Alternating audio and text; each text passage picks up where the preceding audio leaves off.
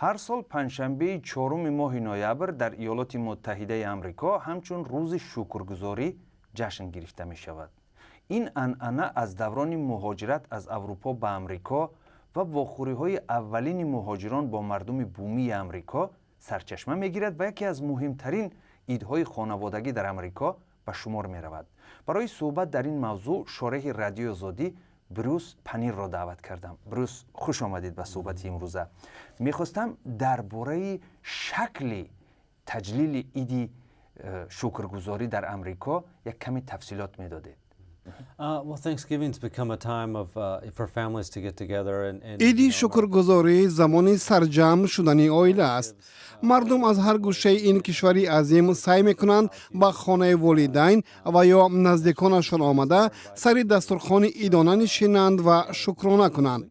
این بزرگترین زمان سفر در امریکا است.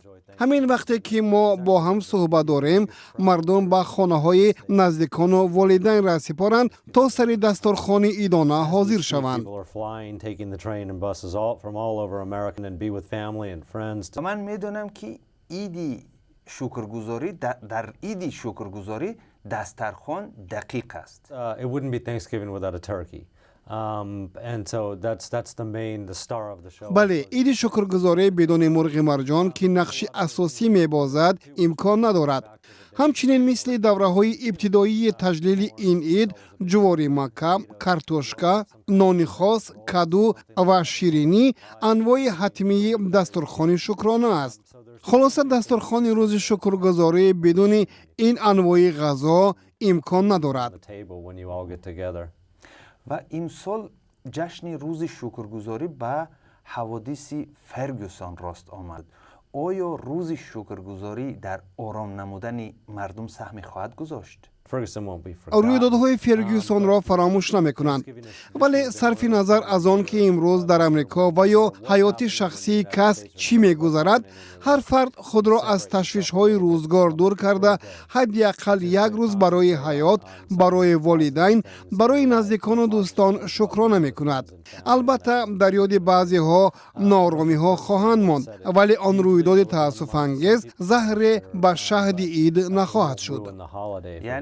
یعنی ما می توانیم بگوییم که شب شکرگزاری مردم رهسپار دکان ها می شوند، زیرا بعد از عید شکرگزاری یک جمعه سیاه است. یعنی روزی است که دکان ها نرخ مواد خود را تا چند مرتبه ارزان می کنند و این روز همچون جمعه سیاه معروف است. بله، این بزرگترین روز خرید در امریکا است. دکان ها از شب آماده می شوند. بسیاری ها از شب نوبت می پایند تا برای عید میلاد مسیح تحفه ارزان بخرند. نرخ در این روز واقعا هم پایین می رود. خلاص بله، روز جمعه سیاه نیز از روزهای مهم محسوب می شود. تشکر از شما بروس پنیر، شارح رادیو آزادی.